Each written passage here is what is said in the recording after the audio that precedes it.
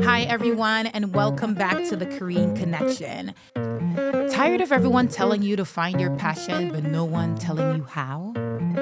Welcome to the Korean Connection, and I'm your host, Korean, an attorney with a passion for empowering others to use their many talents and skills towards a path of self-discovery and alignment. Join me as I share my personal stories, professional insights, and practical tips, and how you can connect the dots between what you're great at and turning your passions into purpose. Let's connect. Push it to the left, make it go a little more. Make it like no, I'm coming back home. I'm driving home, all on you. I'ma be the greatest, write my name in the stone. Write my name in the stone. Yeah, I'm coming back home. Yeah, I'm coming back home. Write my name in the stone. Cause I'm coming back home. Cause I'm coming back home. Hi, everyone, and welcome back to the Korean Connection podcast, where we connect passions to purpose and spotlight people who are building lives of impact, not just success. Today, we are diving into the power of legacy, community, and service with someone who embodies all three. Our guest, Steve Padernacht, is a third-generation real estate agent who has built his career in the heart of the Bronx, not just as a market, but as a mission. Steve has built a lifestyle around service, using real estate as his vehicle to educate families on home ownership, support small businesses, and give back to the very neighborhood that raised him. He's proof that when you align what you do with what you love and who you serve, business becomes a form of purpose.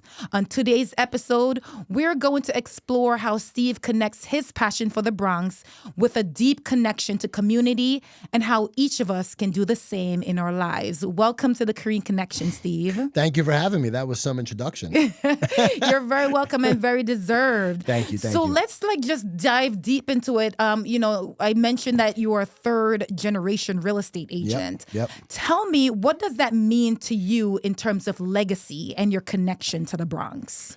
When I was a kid, my father used to tell me that your reputation shows up to a room before you do. Mm-hmm. And being third generation, it really allows me the ability to, I guess the best way to put it is like, I got to make sure that my name stays good. Yeah. And I make sure that I have no ill will towards other people, and even if it means that I leave money on the table in a deal or a transaction, I make sure that my name is still good. I have two older brothers who are in the business as well. So the three of us are all operating in the Bronx. And, I make sure that I protect their reputations as well. Yeah. So that's a pretty big, chip on your shoulder in terms of like responsibility to carry out the family legacy and to also keep a good name to your reputation, right? But why just the Bronx? Because I know you focus primarily in the Bronx. Why the Bronx? Well, I'm born and raised in the Bronx. I'm born and raised on 238th and Sedgwick Avenue. The street is named after my father there. He passed away in 2009. Oh, wow. I have a very deep appreciation for the Bronx. It made me the man that I am today. Yeah. And I feel that it's important to pay that forward. And I see a lot of times in real estate that there's certain areas that are neglected. Yes. So my office is on Pelham Parkway and Eastchester Road. We're in the Keller Williams office there. And for me, it's important to make sure that the community's recognized. And I always like to give back to the community and just give people opportunities that they may not otherwise have. Yeah. And, I'm a Bronx chick myself. We were talking about that, yes. Grew up on Burke Avenue, went to DeWitt Clinton High School. So, the Bronx is near and dear to my heart. And I think people underestimate how the diversity and all the mixture of cultures that is in the Bronx, how it really shapes who you are as a person. How does that help you in terms of you connecting with people in your career? Well, it helps me tremendously because I feel that I could walk into any room and be able to connect with somebody. Just before we started recording, I started giving you the wagwans and everything. Yes. Like that sort of thing. If I was sitting next to somebody who was possibly, Latino or Dominican or Boricua, like I could hablar español con ellos. Yes, like I could do, Steve. or if I'm sitting in a room with with, people who are a bit more, maybe from like the Horace Mann or the Riverdale section. I could talk to them as well. It allows me the ability to step into any room and connect with people. Yeah. And that's what I think the most important thing that the Bronx gave me was that relatability and also that sense of toughness, right? Like, I feel like I can go anywhere, I can walk any street, I can walk any corner, and not have to worry about it because you have that street smarts about you as well. Which is so, people don't understand the value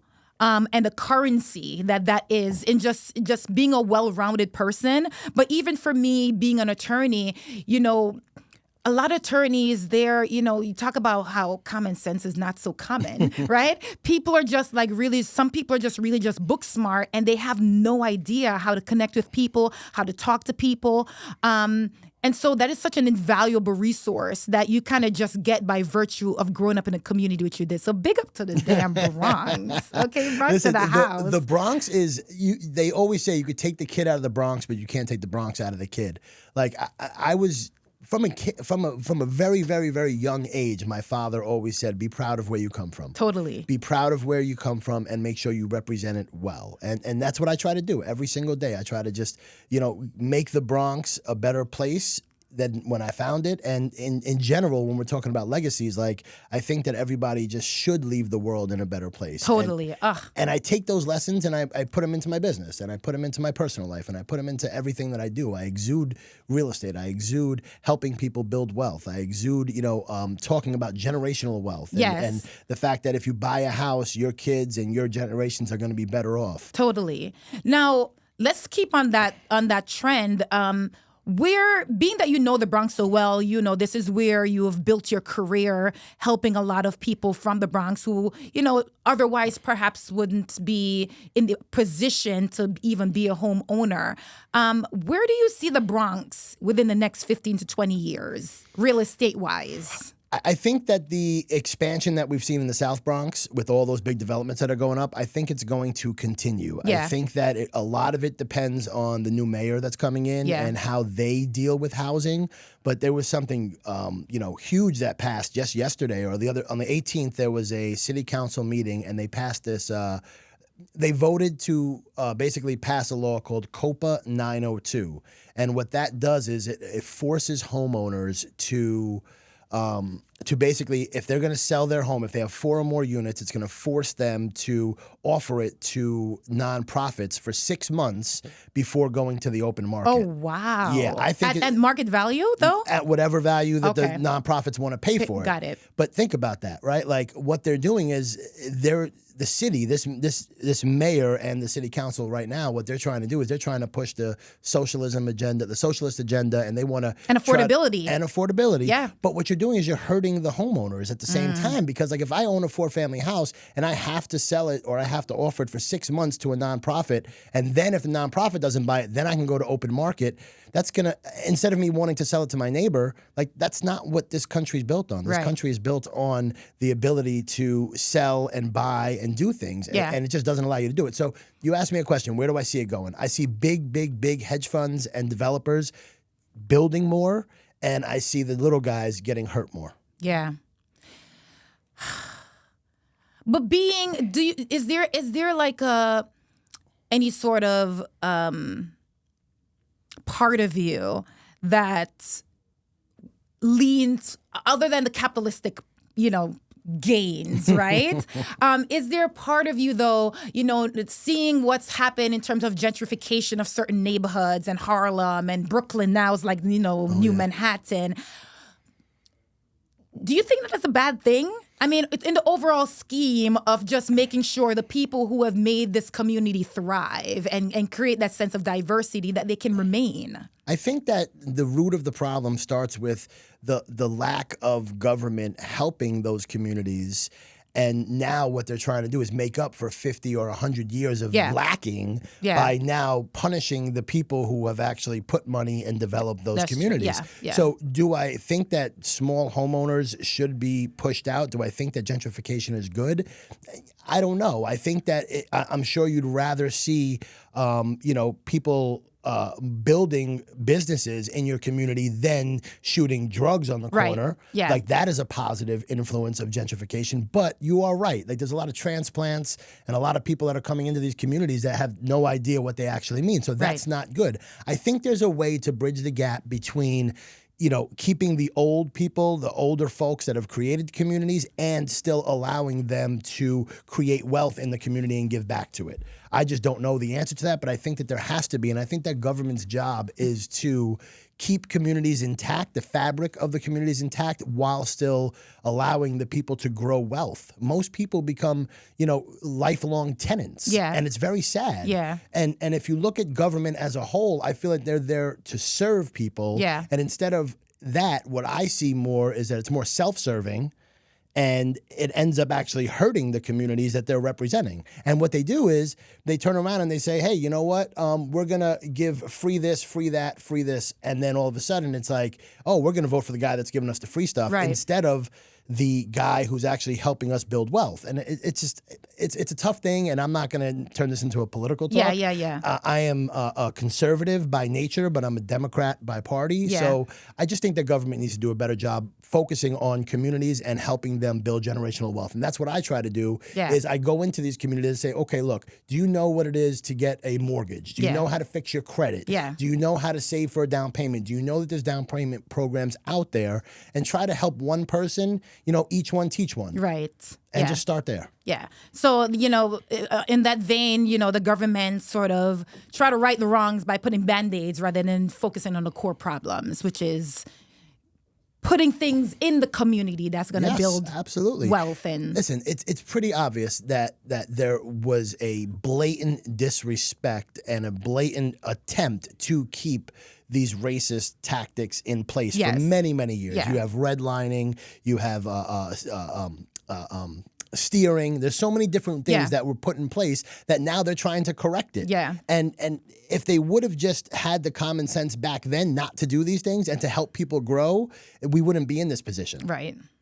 Common sense and humanity. Common sense and humanity. Yeah. I don't know how familiar you are with the steering term, but like steering is something that has affected communities like the Bronx and many other areas that's going to be for generations to come. Yeah. It's absolutely terrible. I mean, for those of you who don't know what steering is, essentially what they used to do is they'd say, okay, well, you are, let's just say, of Asian background. And if I'm your real estate agent, I would say, okay, well, you know what? I have a great community for you, and I'm going to send you over here, and I would steer you to the direction of where I think and where the government and where people have said, okay, that's where the Asians should live. Yes. And that's what created these pockets of things, because these other areas weren't available to different areas, to different backgrounds. And one of the things that you're also really big on, Steve, which I appreciate, is helping and shining highlights on small businesses in the Bronx. Tell me, why is that so important to you? And tell us a little bit about the work that you've done in that area. I think that by allowing small businesses the platforms to share what they have going on is only going to strengthen communities. And it's going to, if you go to the mom and pop's dry cleaners and you turn around and you help them now get on social media, you help them build a Google My Business profile, you help them run ads, you help them do these things, they're going to grow. And then it's only going to help to maybe halt or stop that gentrification and these big companies from coming in, because they won't go out of business. I'm a small business owner. At the end of the day, so I value and I try to help people that are like me. Yeah. Which is why I focus in the Bronx so much, because there's so many people that are just like me. Yeah. And for me, small businesses are the fabric of our country. And the fabric of, you have to help small businesses. Totally. Without small businesses, we're just going to have a bunch of bland storefronts with no personalities. That doesn't put back anything into the community. Nothing at all. I remember point blank, like clear as day, I would walk home from school, I'd stop and I would see Jose at the supermarket, at the bodega on the corner. Then I would go and I would stop at these guys. They had a Harley Davidson, I guess they were fixing bikes, but the guy's name was Joe. Yeah. And you'd stop in every one of these stores on the way back, and they knew the kids, they knew the community. Right. And we felt safe walking back to and from school. And those sort of things, I feel like if you don't help those businesses, then our communities are going to be thrown down the toilet. What are some of the biggest myths and fears that you see with first-time home buyers, and particularly in the Bronx? And how do you help them? How do you help clients walk through those fears? I think the biggest myth when it comes to buying a home for the first time is that you need a huge down payment and you need to save up a tremendous amount of money. Yeah. There are tons of programs out there that allow you with down payment assistance.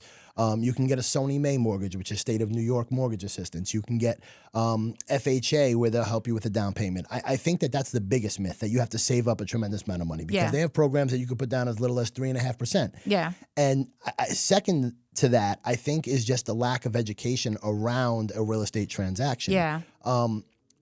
If more home buyers just took the time to educate themselves and reach out to people who know exactly how to put these transactions together, they would be able to see that it is very doable. The biggest cost that a buyer is going to have when they're putting down or when they're buying a home is going to be their down payment and their closing costs. Yeah. Right? And you could wrap both of those things up with down payment assistance and a seller's concession. Yeah. And people just don't even know what that is. So the lack of education, I think, is a huge hurdle for people who are trying to accomplish this thing. And just to kind of build on that point a little bit, I think that you also have to want it. Yeah. Yeah. I think that you have to want to break break the chain of your family and be the one that's going to change it, that's going to move it forward, that's going to change your last name. And a lot of people, I think, especially in the Bronx, they're just very content with just living in that apartment building and going and just staying there. And not even realizing sometimes that the amount of money they're paying in rent, they're literally paying the homeowner's mortgage. Yeah, well, they definitely are. And in some cases, they're paying more money in rent than they'd be paying in a mortgage. Absolutely. If they just took the time to want it, though. You have to want it. If a person doesn't want to do better, then you can't force feed them, right? You can bring a horse to water, but you can't make them drink. But Steve, I have to tell you, I've been a homeowner for a short few years now, about 5 years, right? Congratulations. Thank you very much. And I love my home and I love my neighborhood and all of that. But my God, homes are a money pit. Oh, boy. Jesus, Lord, can we talk about that for a little bit? Sure. Because it's great to have the house. It's great to be able to have the equity and build a generational wealth, and I get that. But my God, the maintenance, Steve. Yes. Do we even talk about that often enough? There's a lot of money, unexpected costs that goes into actually owning the home that I don't think get talked about enough. Can we talk about that a little bit? Sure. Yeah, absolutely. I think that, so I'm assuming that you did an inspection. Yes. Before. I did. So you had a guy go there, you paid him $500-$600, he ran through the house. There's no issues with the house. Yep. It's just maintaining the house. Yeah, it's the lawn, it's the landscaping, it's the all the upgrades that you want to do. I think that homeowners just need to, the easiest way to do it, I would say, is to probably just give yourself a budget every year and say, okay, you know what, I'm going to reinvest.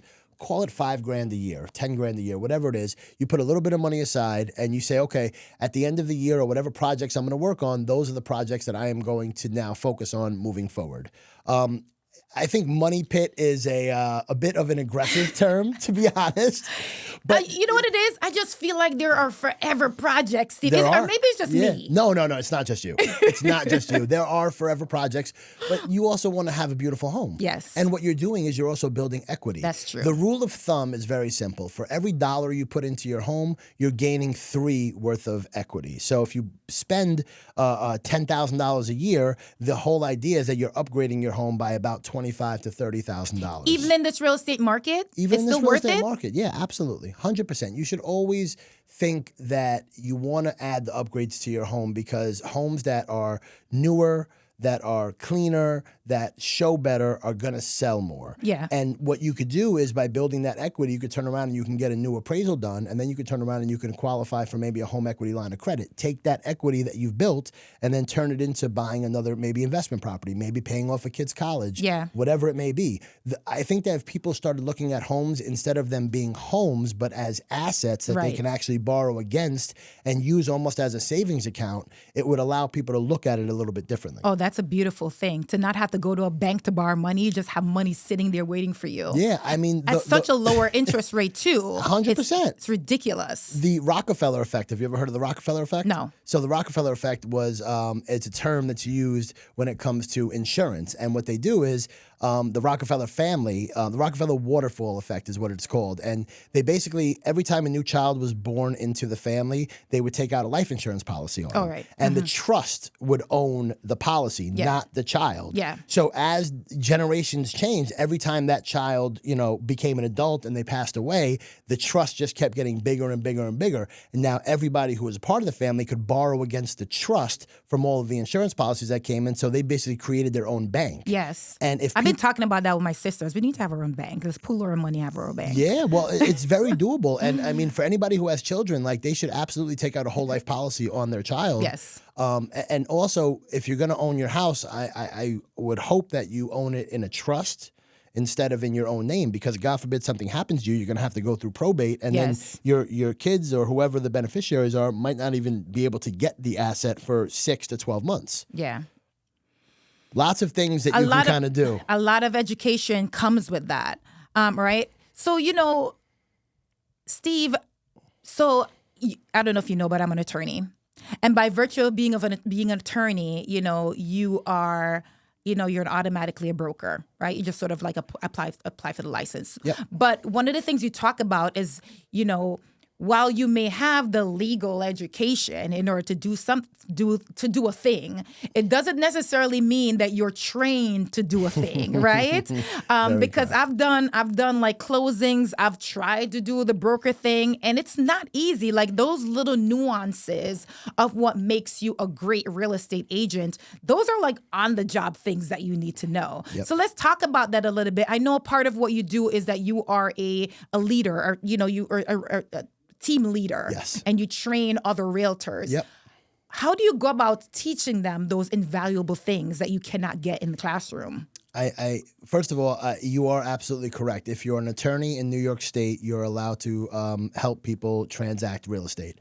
And you are even more correct by saying that a lot of attorneys don't know the nuances when it comes to dealing with buyers and sellers. They know how to read a contract. Yes. They know how to negotiate a contract. And by law, they could do it. But if you don't hire somebody who's actually in the trenches every single day, they're not going to know a lot of the nuances, and it might end up costing you more than it saves you on the fee. I think that when it comes to trading, I am a team leader. My wife is my partner.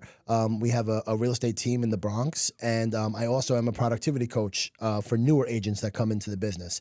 What I tell them is that no two deals are the same. The only way for you to learn is by doing, and you're going to fail. You're going to fail. You're going to fail.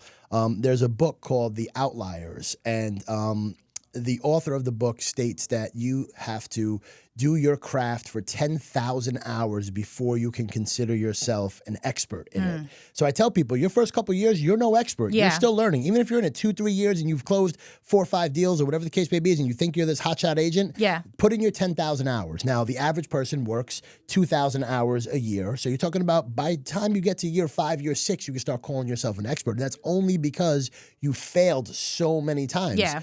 I was talking to somebody in my office yesterday, and I was saying, like, listen, I still learn on every transaction. Yes. And you have to be learning based. Keller Williams, the organization that I'm with, they teach us to be learning based. The path to self-mastery is through being learning based. So every single day, every single week, every single month, I'm doing something to help myself to be a better agent for my clients. Yeah. And just to, kind of wrap it all up, you got to tell people they got to be okay failing. Yeah. And use other people as mentors. Find a mentor, find somebody who's been in the business, and ask them the questions. And don't think that you want to try to figure it out on your own. There's nothing wrong with telling somebody, hey, you know what? I don't have the answer right now, but I do have a great team behind me, and I can ask them and I can find out. That is such an underestimated thing for people to just be able to say, I don't know, let me go find out. And you'd be surprised, even as an attorney, I'm quick to tell people, like, I don't know, man, I can go find out, but I just don't know. Because the worst thing you want to do, you want to lose credibility pretending to know something that you actually don't. Well, wouldn't you prefer if somebody was honest with you? Yeah, absolutely. Transparency. So like my tagline is like loyalty, trust, and honesty. Like if you could build that sense of transparency with your clients, and then they will be loyal to you. They're going to be honest with you when they have an issue, and they're going to trust you. And that is what builds those things. And if you're not doing that and you're trying to pretend like you're Mr. Know-It-All, nobody likes a know-it-all. Yeah. You got to be able to say, I don't necessarily know the answer to that, but I'm going to find out. Yeah. And the idea too of just being lifelong learners. I mean, I think we also, especially in a time where we are right now, where I think everybody's back to square one when it comes to like technology, right? And sort of trying to incorporate technology in what it is that we do because it's not going anywhere. So this idea of, being an expert, what are you an expert in? Because it's like the goalpost is sort of like always moving, right? I think that you have to just figure out what your dreams and goals are. Yeah. And figure out a way that technology, and especially now with AI, can help you be a better, faster, more efficient version of yourself. Yeah. And if you could do that and you could use technology instead of letting technology use you, you're going to be in a good position. I am a firm advocate in like learning all the different tools that are out there. And I spend, I have time blocked. I time block like an hour a week just to kind of look at new tools that are out there. And I try to see how can this fit into my life instead of making it become my life. Yeah. Now, Steve, I know that you're a third-generation real estate agent, right? Yep. And this podcast is about finding your passions and connecting them to purpose. Did real estate your passion, or is it something that you sort of like, building the legacy of that family reputation? Like, which is it? So my grandfather was the superintendent of a 238 unit apartment building, and he worked with the owner of the building, and they helped the tenants rent apartments. He wasn't technically a real estate agent. He was just in the real estate business. Yeah. My father, who's the youngest of three boys, just like I was, decided to mold his life after, we call him now my Uncle Bill, which was my grandfather's boss and best friend. And he bought and sold and helped people buy and sell real estate. So I grew up legit, and you're from the Bronx, so you probably had plenty of nights where there might not have been heat or hot water, and you had to call the super up or you had to call the landlord up, and they would call my father. They would call my house. There were all times of night. So I would go with my dad to these apartment buildings, and we'd go in the boiler room and we try to fix it ourselves because it wasn't like where it is now with technology where you can just kind of text somebody to come over. Right. Like you went and tried to figure it out on your own. I remember going with my father to collect rent. I remember sitting with my father in the office and helping him put deals together and watching him put deals together. He used to make me, so after school, I'd have to go to his office and he would make me sit in the chair and I would just sit there and I would do my homework. And I had to sit there for, 30 minutes to an hour, whatever it was, to get my homework done. And I'm like, Dad, let me just go out and play. He's like, no, just sit right there. Trust me, you're learning. Trust me, you're learning. Just by sitting there, just being present. There. So, but I didn't realize it then. But when I am now in the business and I'm seeing things, I'm remembering things. I'm remembering certain situations. I'm remembering how my father structured his day. I'm remembering how he prioritized. I'm remembering the books that he read and the things that he did. So all of these things kind of led me to the decision to stay in real estate and to get my real estate license. And I've told this story before, but I will, give you the brief version now. But I graduated college. I had a degree in public relations. My father says, congratulations. You now are able to go out and build your own career. Yeah. He said, if you want, you can go out and I will support you in becoming a public relations expert. Yeah. At that point, living in the Bronx, I could have hopped on the one train and been down in Manhattan, got myself a job, 40, 50K a year, whatever it was. He said, or I'm going to give you an option. Work with me. I'll pay you, I think it was at the time, $300 or $400 a week cash for 12 months, and I'll teach you how to never depend on another person for a check for the rest of your life. Yeah. I chose the latter. I stayed with him for a year, and true to his word, when that year passed, he said to me, all right, how much money you got in the bank? I said, I got a couple $1,000s. He was like, good. This is the last time I'm paying you. Now you know how to make money. And I was 23, 24 years old. I haven't had a job since then. So at that point, I had a real estate license. I had a passion for helping people. I had a passion for making money. That was really what it revolved around. And honestly, I had a passion for making my own schedule and being responsible for how much money I make. I'm the one at the end of the day that decides how much money I make. It's not the market. Realtors that tell you that the market's bad and that's why your house is not selling, that's a huge red flag. Yeah. Okay, it's not the market. It's how you position a property. And for me, being an agent and being a broker in this business, I have to be able to say that when I get up in the morning, I'm going to be able to help people. Yeah. And I'm going to be able to be in control of my destiny. Nobody can tell me that. Yeah. And that's my passion. My passion is really just being an entrepreneur and being somebody who can go out there and create my own destiny and create the life that I want to live. Real estate just happens to be the vehicle. Yeah, right. And how do you go about finding purpose in it all? That's a great question. My purpose on this planet, and I shared it a bit earlier, is to leave this earth better than I found it. And I do that through real estate by helping people who may not have had the ability to otherwise create generational wealth for their families. I think that we are not necessarily real estate advisors, but we're more wealth advisors without the title. Yeah. And I mean, think about it, right? Like you became a homeowner for the first time. Yeah. So now the trajectory of your family is now changed forever. Totally. And you didn't realize that when you were buying, or maybe you did, but a lot of people don't. And not as much as I've realized that it has. There's tax benefits. Yes. There's benefits for your kids. Forget about it. Like you can now, at the end of the day, you know that if something, God forbid, happens to you, there's an asset there. Totally. And if you manage it the right way, that asset will be paid off. And then your children will have the ability to have a better life than you. They don't have to worry about walking down to the corner of White Plains Road and potentially getting mugged or whatever the case may be. Like it's a quality of life thing. And my purpose is to share that with as many people as possible. Yeah. Because I think I'm pretty well versed in it. And when it comes to small businesses, again, it's just helping people. I learned that my passion is helping people. Like even talking about it right now, I'm getting like goosebumps. Like, I love helping people. Yeah. Like I really do. That gives me the most joy in my life. So helping somebody buy a house, helping somebody rent an apartment. I mean, listen, helping the first-time home buyer is probably one of my favorite transactions. Right. It's not the same as helping somebody, an investor, buy a four-family. It's not the same. Yeah. You know, seeing the smile on their face, Right. seeing what it does for their kids, knowing that their kids now get to choose what school they go to. Right. All those things, like it makes me feel really good on the inside, and that's my purpose. It's just to You're share. giving me goosebumps too, Steve. And that's why you're obviously here on the Korean Connection, because, you know, the whole idea is to not only do what you love to do, but find purposes in it and create an impact in such a way that you're affecting lives and lives for the better. And you're clearly doing that. I'm doing the best that I can. Yeah, you're doing an amazing job. By God's grace. You're doing an amazing job, Steve.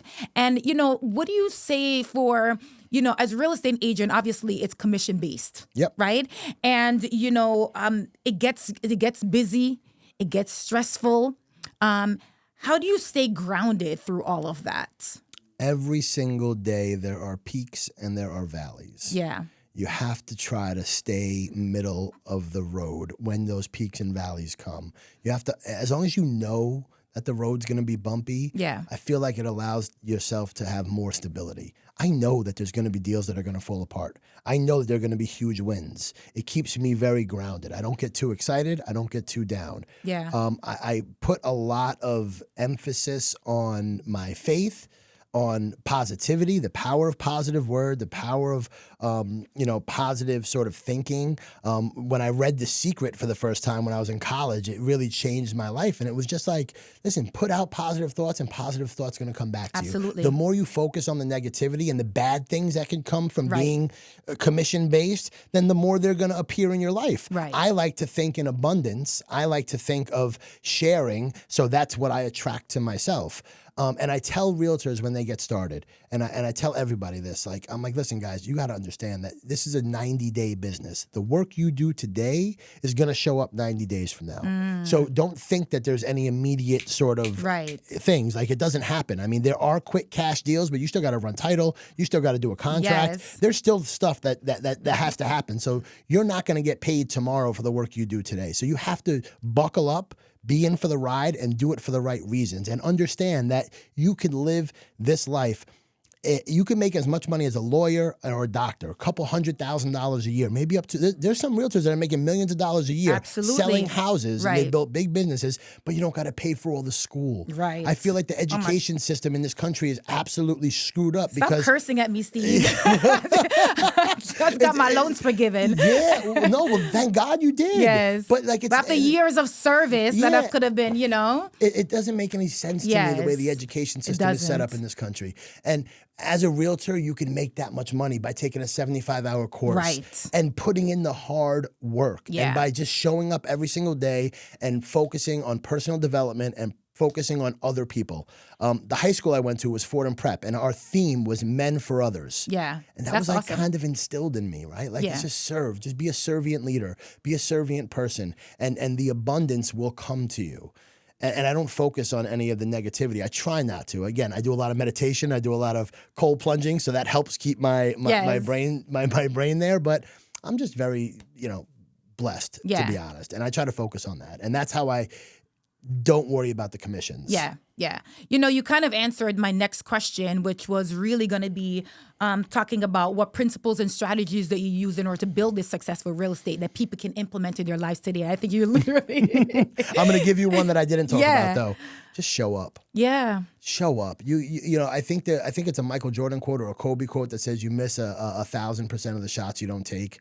Like, you got to be there. Yeah. Right? Like, I have agents that walk in at 12 o'clock, 1 o'clock in the afternoon, and they literally, like, this is their only job. And I'm like, what were you doing all morning? Yeah. Like, Because they think that they're on their own time. Like, I make my own schedule. Yeah, they're on island time. I know that well. But yeah, no, be there. Just show up. So, like, that's the number one thing. Show up. So one of my mentors, his name is Jamal. He's the operating principal broker at Keller Williams. And he told me this a couple years ago. I said, Jamal, like, I've been doing this 15, 16 years at that point. I'm like, dude, I'm just not hitting where I want to hit. Yeah. He's like, I'll tell you what, Steven. He said, be the first one in the office every single day and dress like you're going on a listing appointment every single day and watch what happens. Ever since I did that, Yeah. last year we were the top team, me and my wife in the office. This year, I think if we're not number one, we're just like right there at number two. Yeah. And my entire direction has changed. Like, Yeah. just show up every single day, be the first one there, the last one to leave, and dress for success. And let's just kind of pause there, because just setting that intention alone, was able to produce results.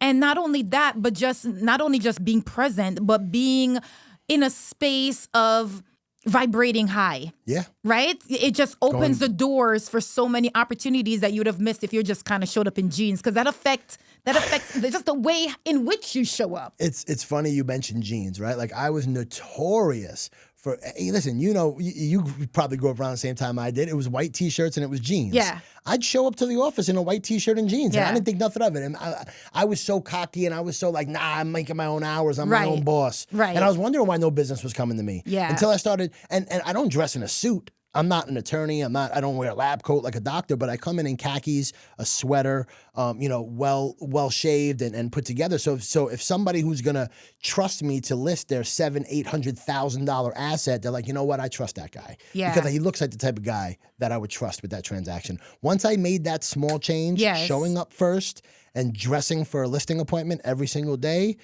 my entire business took off.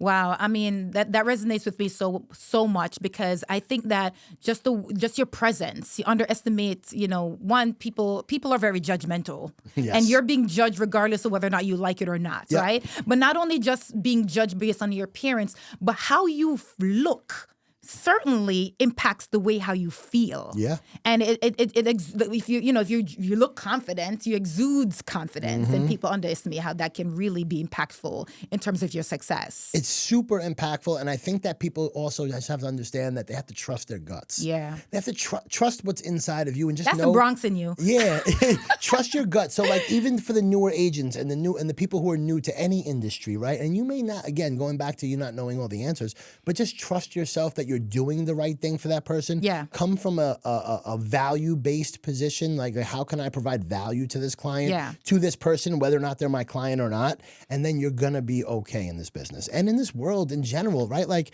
you know who the people are that are, they're a little shady, right? Like, they're a little bit like, there's something about them that's just off. Yeah. You know what I mean? Like, and you could tell the people that are super genuine, you just want to kind of be around them and you trust them, right? Like, that all comes from inside of you. Yeah. And you can't fake that. Yeah. And maybe us being from the Bronx, we can kind of tell on our bullshit meter. And I'm sorry, I don't know if you can No, curse you here. can say bullshit. Yeah, I don't know if you could. Our bullshit meter is on Yeah. full alert when I got somebody in front of me, and I know that they're just telling a tale or they're doing whatever. Yeah. But you know what? I let them. Yeah. Right? Mel Robbins says, just let them. Just let them theory. Let them. Yeah. Let them be. Let them be who they're going to be. I'm not here to correct you. Yeah. I'm not here to do whatever. I just know whether or not I could trust you. I know where to put you, in what compartment of my life to put you. Yeah. And I know how to navigate around that. Let's talk about that a little bit because, being a real estate agent in the Bronx, there's so many misconceptions about what the Bronx is and the people and the vibe. The Bronx is beautiful. Let's set that misconception right now. The Bronx is beautiful. Beautiful and so diverse. And there's so many different parts of the Bronx that people, don't even realize. Like, Throgs Neck and just everywhere. Riverdale, it runs the gamut. So people just really have this big misconception of the Bronx. How does that play into, what you do in terms of, do you feel as though you have to be correcting misconceptions for people who are looking to buy or even remain in the Bronx? Because I think people also feel as though they have to leave the Bronx in order to get a better life. I think that the biggest misconception when it comes to buying in the Bronx is that you're going to be in a community that is not good. I think that people have to understand that you're going to have such a diverse group of people that you could be next to somebody who is a blue-collar worker or an attorney. Yes. Right? You could be next to somebody who's a doctor or they could be driving a bus. And having that ability to have that and with such close proximity to the city or Westchester County or whatever it may be, that's a valuable resource. I mean, we all know that Manhattan is pretty much the financial capital of the world. Right. That's where all the jobs are. And then from there, it kind of expands, right? So the Bronx is just it hasn't necessarily caught up to the Brooklyn and the Queens areas where single family homes are going for $1 million. The average price point in the Bronx is still for a single family home $650. That's very affordable right now, especially where interest rates are. Yeah. So if you want a stepping stone, if you want to go to a community where you are going to have decent schools or pay low taxes and have the options to send your kids to maybe charter school or private school, that is the Bronx, literally. Yeah. And you have to look and do your research in the communities. Yeah. Be a part of the communities, right? Community boards. Yeah. Right? Just join the community board and see what's going on in the community and make your presence known and plant your flag. And I think that could absolutely be done in many areas of the Bronx. Yeah. Now, a lot of people think that purpose comes after success. First of all, how do you define success? So I define success as waking up in the morning and being happy and healthy. I think that if you're not happy and you're not healthy, you can't enjoy any of the wonderful things that God has provided for us on this earth. Yeah. That's how I would define success when it comes to your life as a whole. And I think success in business comes down to having the ability to feel a sense of, to use your word, a sense of purpose. Yeah. And be able to provide a life for your family. Yeah. And if you're able to do that, then you're in a really good position. And how has that purpose helped to sort of build your career and lifestyle? So it helps my career because I know that I have a guiding star, right? We all have these sense of morals. You know that you're not going to go and pull out a gun and rob a bank. Yeah. That's a guiding moral that you have. And I have my own guiding morals, and I bring those to my business, to my personal life, to my friends, to my family. And if I'm able to just use those guiding principles and help them in every single decision that I make, I think that I'm going to be better off, and it's going to help me in business. I lost my father in 2009. And the day that he died, he was at Memorial Sloan Kettering Cancer Center. And I wear this wristband here, I guess it's a reddish color wristband. So in Sloan Kettering, they give a different color for every type of cancer. They gave this wristband to me, my two brothers, and my mother, each of us. Yeah. This is now my 5th version of this probably, but I've never taken it off. I wear it with me every single day. Yeah. Because it reminds me of what would my father do in this situation? And that helps guide me every single day and helps define my purpose. Yeah. He wanted me to be a better version of him, of the life that he had. And that's what I try to encompass and embody every single day and to make him proud. Thank God we still have my mother with us. I try to make her proud. I feel that everybody should put their mother up on a pedestal and do everything they possibly can to make her life as easy as possible. I mean, shit, you spent 9 months inside that woman, right? If there's I broke my mother's back. She had that back surgery after I was born. I guess I was a big baby. Yeah. And those principles help me with my decisions in business because Yeah. I'm a good person and I was taught right from wrong. Do I make mistakes? Of course. Do I falter at times? Of course. Am I short-tempered at times? Of course. But I had somebody tell me the other day, Steven, you're obsessed with work. I said, no, I'm obsessed with personal development and being the best version of myself that I could possibly be. Yeah. Every single night, I try to, before I go to bed, I thank God for all the blessings that he's given me. And I ask him to give me the strength, ambition, and intelligence to be the best version of myself and that's going to walk in his path that he wants for me. And there's nothing else to say after that. I mean, because, that's literally the bedrock of this platform is being able to find that sense of alignment within yourself, find the purpose, and then connecting it, and then creating that impact, right? And that's where that purpose comes in, right? And having the confidence to do it. Yes. Like going against the grain, right? Like growing up, a lot of times, they would want to, some of my boys would maybe want to go and smoke weed. I mean, let me not use smoking weed as an example. But they would want to do other things. Is it because I'm Jamaican, No, Steve? not at all.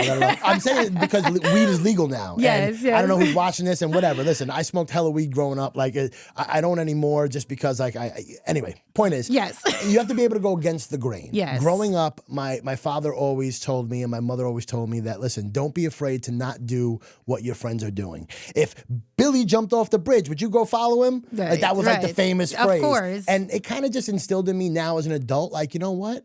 Just because society or somebody is and a group of people are doing something, it doesn't mean that I have to if I don't feel right inside. Yeah. And having that confidence in yourself and your abilities is something that you can't necessarily train. You have to instill that confidence in kids from the time they're a little kid. My mother used to tell me how handsome I was, how I was the most intelligent little boy in the world. Like all that stuff, like I'm still to this day, I'm like, listen, I'm a pretty damn good looking person. Yes. And maybe not for this one or that one, but in God's eyes, that's all that matters. And now you have a beautiful wife that Yes, loves I do. this gorgeous Yes. looking person. And she makes me look Congratulations. so much better. Wow, did I level up? Baby, I love you. Congratulations on your newlywed. Yes, thank you. We got married October 12th. So I don't know when this is going to air, but very recently. Yeah.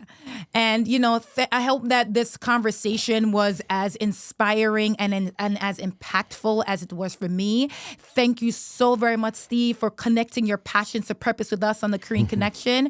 And join us next time on the Korean Connection. Let's connect. Thank you guys for connecting with me today. Don't forget to follow, like, and subscribe to my channel, The Korean Connection. To connect with me, you can email me at thekoreanconnection@gmail.com. And don't forget that sometimes your passion whispers before it roars. And if you're listening closely, the next episode might be where it gets louder. Let's connect. Push it to the